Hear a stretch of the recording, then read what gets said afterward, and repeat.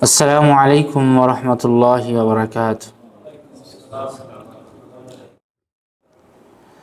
إن الحمد لله نحمده ونستعينه ونستغفره ونعوذ بالله من شرور أنفسنا ومن سيئات أعمالنا. من يهده الله فلا مضل له ومن يضلله فلا هادي له. وأشهد أن لا إله إلا الله وحده لا شريك له وأشهد أن محمدا عبده ورسوله. أما بعد فإن خير الحديث كتاب الله وخير الهدي هدي محمد صلى الله عليه وسلم وشر الأمور محدثاتها وكل محدثة بدعة وكل بدعة ضلالة وكل ضلالة في النار.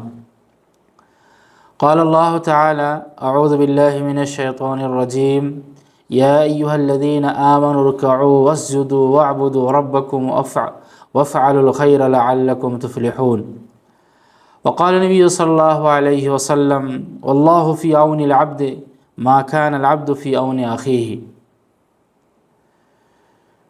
সম্মানিত দিনী ভাই সকল, সমস্ত প্রশংসা সে মহান আল্লাহ তাবারাক ওয়া তাআলার জন্য,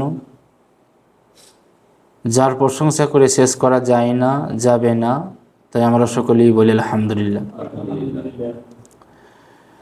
সম্মানিত দিনী ভাই সকল, ধারাবাহিক দার্সে আজকে যে বিষয় নিয়ে আলোচনা করব, বিষয়টি 2 পর্বে শেষ হবে।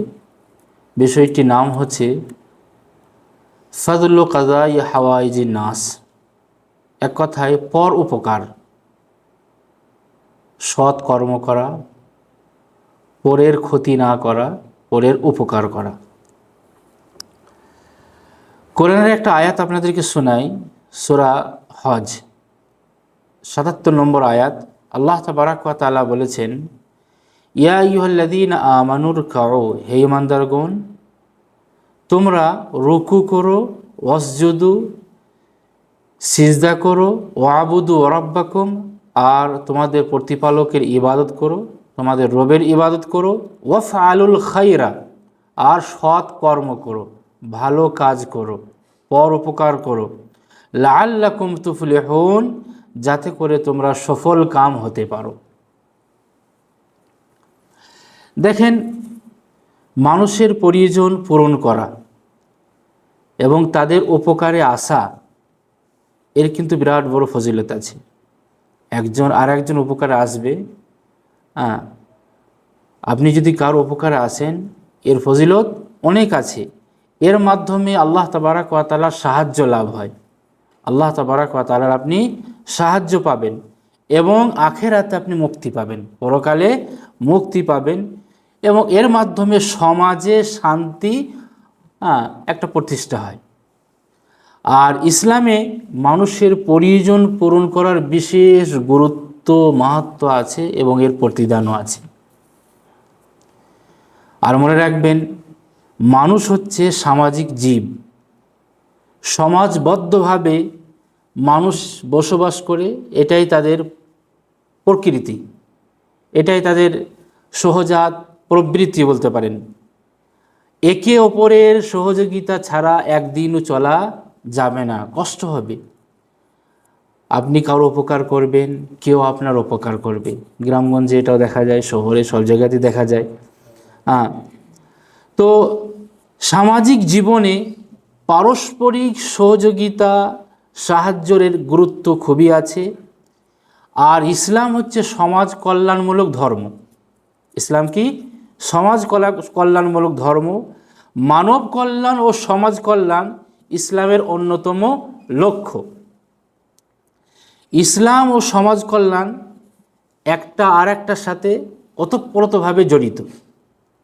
সমাজ কল্যাণ বলতে মানুষের কল্যাণ করা, এটাকে বোঝায়।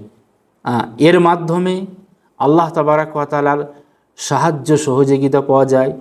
আর সৎ কর্ম করাতে আল্লাহ তাবারাক ওয়া তাআলা মানুষকে উদ্বুদ্ধ করেছেন।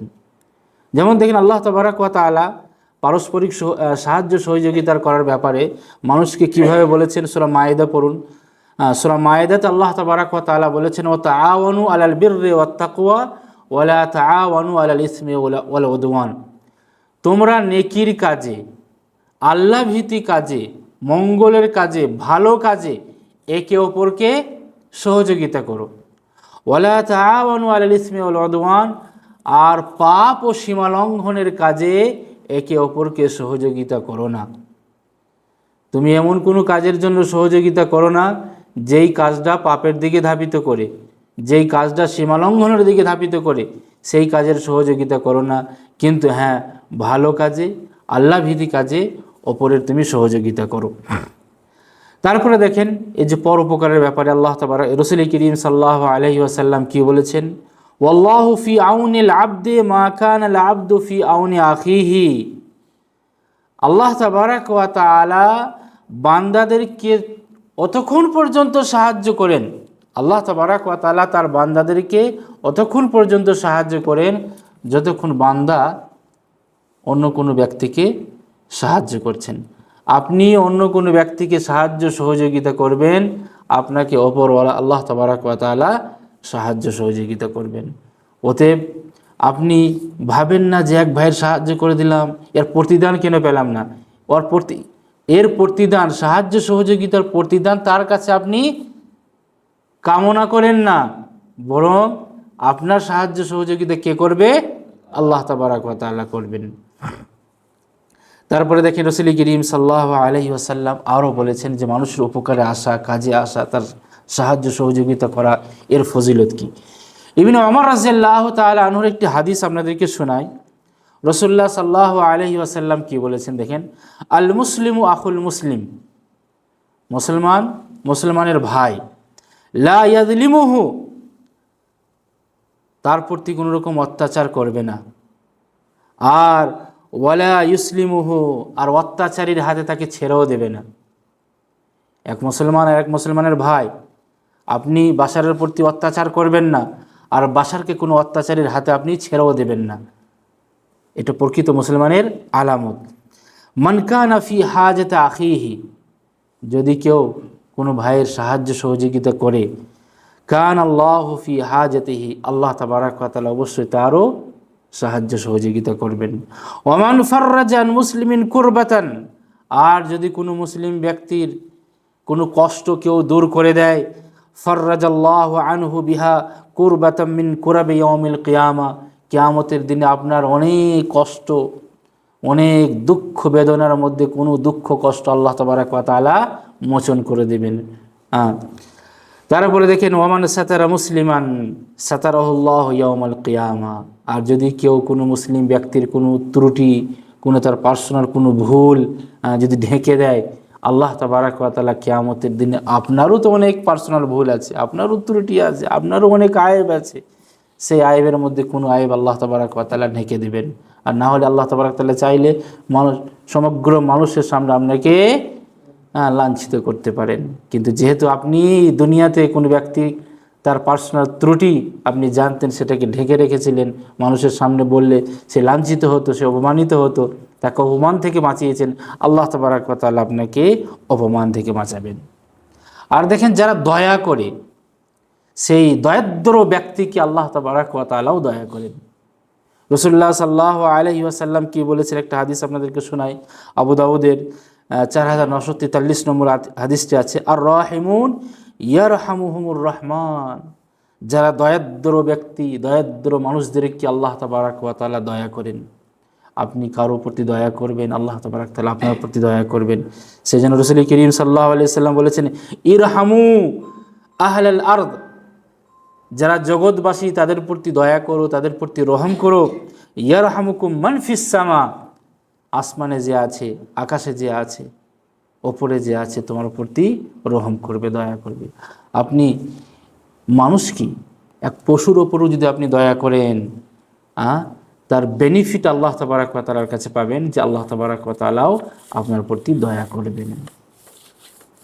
তারপরে দেখেন আরেকটা হাদিস আপনাদেরকে শোনাই, যে পরোপকারের কতটা লাভ।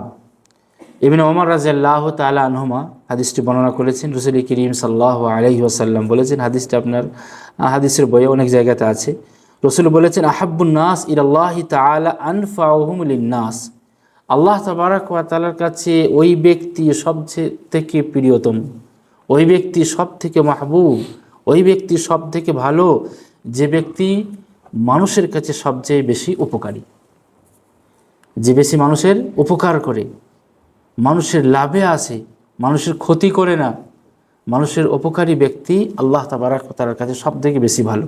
ও আহাব্বুল আমাল ইলাল্লাহি তাআলা সুরুরুন তুদখিলুহু আলা মুসলিম, আর আল্লাহর কাছে সব থেকে প্রিয়তম আমল, সব থেকে ভালো আমল কোনো মুসলিম ব্যক্তির অন্তরে আপনি খুশি ফুটিয়ে দিলেন, তার ভেতর আপনি আনন্দ এনে দিলেন, খুশি ফুটিয়ে দিলেন।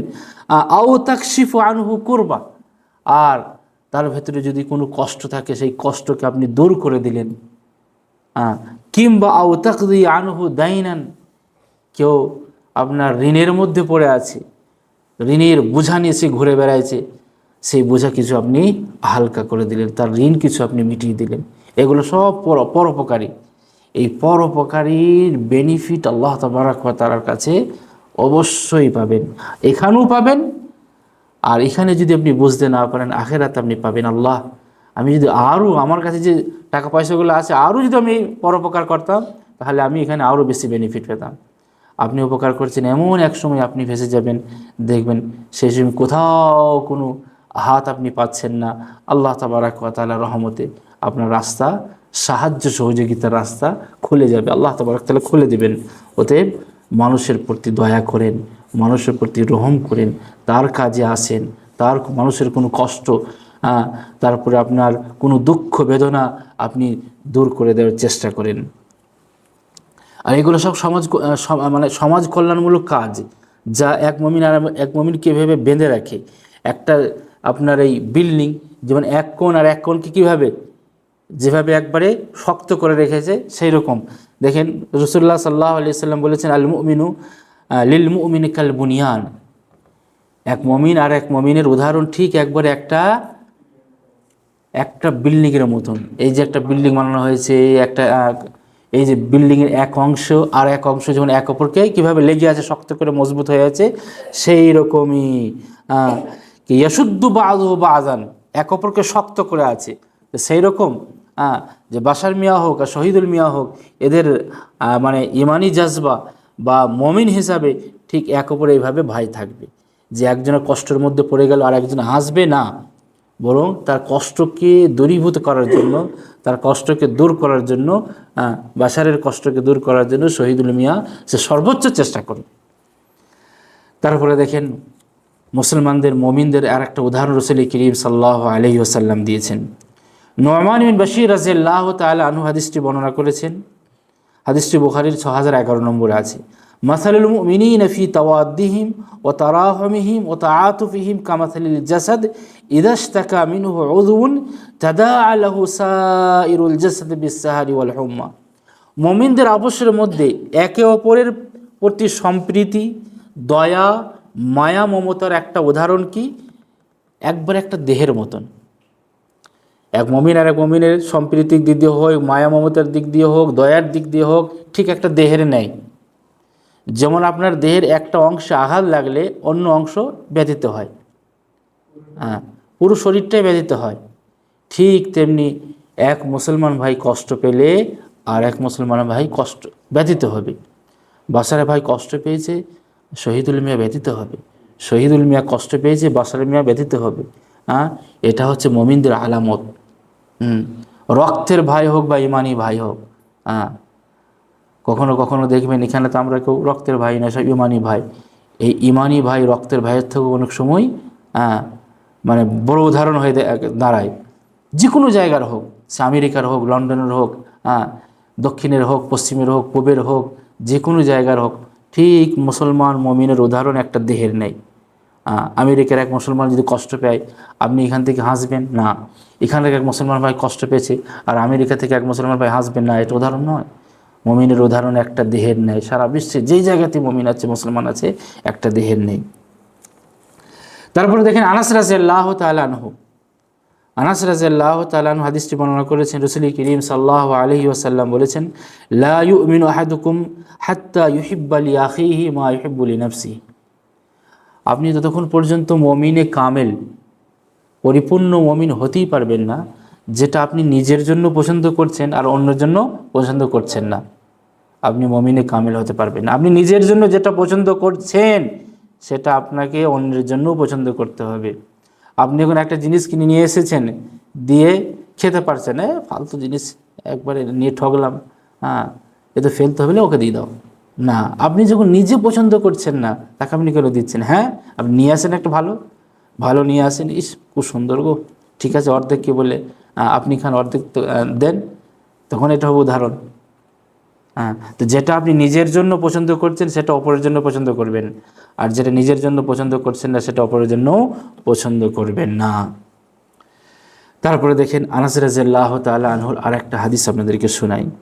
রাসূলুল্লাহ সাল্লাল্লাহু আলাইহি ওয়াসাল্লাম বলেছেন, উনসুর আখাকা জালিমান আও মাজলুমান, তুমি তোমার ভাইয়ের সহযোগিতা করো, তাতে সে জালেম হোক বা মজলুম হোক, অত্যাচারী হোক বা অত্যাচারিত হোক। সাহাবে কেরামরা বললেন, ফাকাল রাজুলিন, এক ব্যক্তি বললেন, ইয়া রাসূলুল্লাহ, হে আল্লাহর রাসূল, আচ্ছা আনসুরুহু ইযা কানা মাজলুমান, ঠিক আছে যখন কোনো মজলুম ব্যক্তি হবে, তার অত্যাচারিত হবে, তার প্রতি আমরা দয়া করব, তার সহযোগিতা করব। কিন্তু আর আইতা ইনকানা জালিমান, আপনি বললেন জালেম হোক বা মজলুম হোক, জালেমের কিভাবে আমরা উপকার করব, তার কিভাবে সহযোগিতা করব? আচ্ছা, কাল রাসূল করিম সাল্লাল্লাহু আলাইহি সাল্লাম বলেন, তাহজুহু আও তামনাহু মিনাজ যুলম ফাইন্না যালিক নাসরুহু, তাকে তুমি জুলম থেকে বিরত রাখো, এই তুমি এই অত্যাচার করবে না, এই জুলুম করবে না, তুমি এটা অন্যায় করছো, এটা অত্যাচার করছো তুমি, তাকে সেই জুলুম থেকে ফিরিয়ে নিয়ে আসবেন। এটাই হচ্ছে তার প্রতি সহযোগিতা করা। তো এগুলো সব সমাজ কল্যাণমূলক কাজ। এই সমাজ কল্যাণমূলক কাজের বেনিফিট আল্লাহ তাবারাক ওয়া তাআলা অনেক রেখেছেন।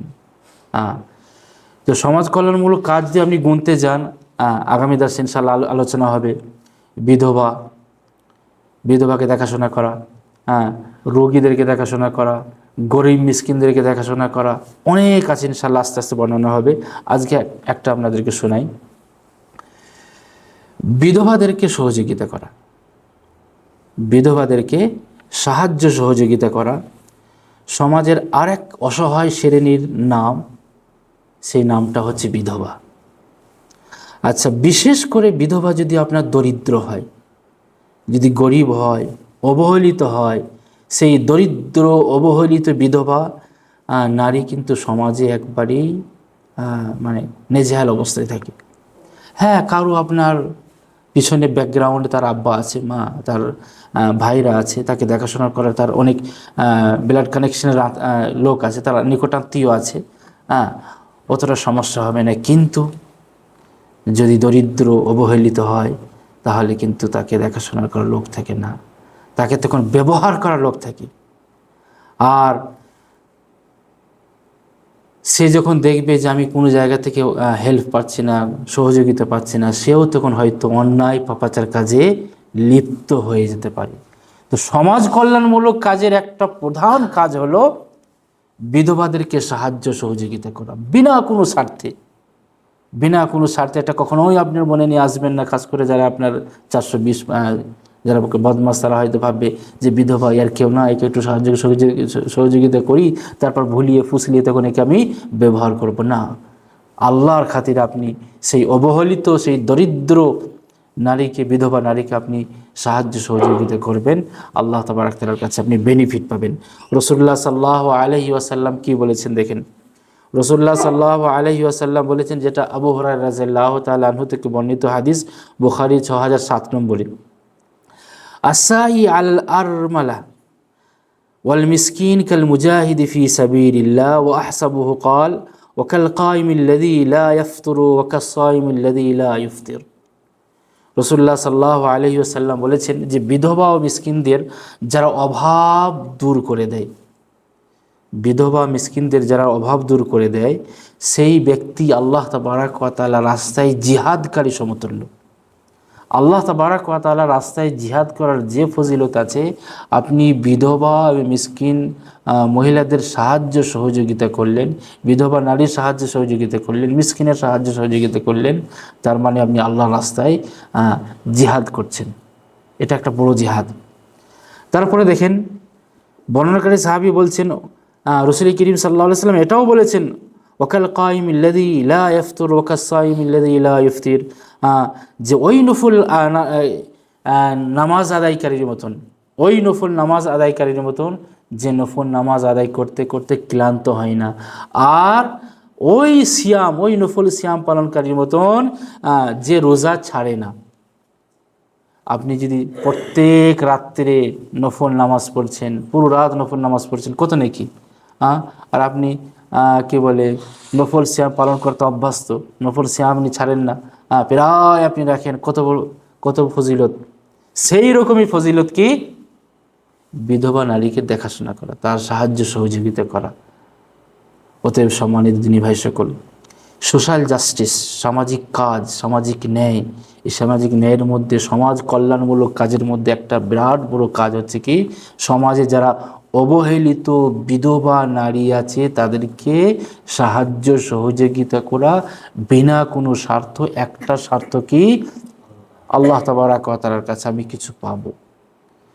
আল্লাহ তাবারক ওয়া তাআলার কাছে আমরা দোয়া করি, আল্লাহ আমরা যা কিছু শুনলাম তার প্রতি আমল করার তৌফিক দাও, এবং খাস করে যারা সমাজে বিধবা এবং অবহেলিত বিধবা মহিলা, তাদেরকে আল্লাহ তুমি সাহায্য করার তৌফিক দাও। আসসালামু আলাইকুম ওয়া রাহমাতুল্লাহি ওয়া বারাকাতুহু। সকলকে অসংখ্য ধন্যবাদ ভিডিওটি দেখার জন্য। সকলেই ভিডিওটি দেখবেন, শেয়ার করবেন, এবং যেটা আমাদের দাওয়াতি চ্যানেল দাওয়া আল মাজমা, এই চ্যানেলটিকে সবাই বেশি বেশি করে সাবস্ক্রাইব করবেন, যাতে করে আমাদের সমস্ত ভিডিও যা কিছু আমরা রেকর্ডিং করব, আপলোড করব, আপনাদের কাছে যাতে করে তাড়াতাড়ি পৌঁছে যায়।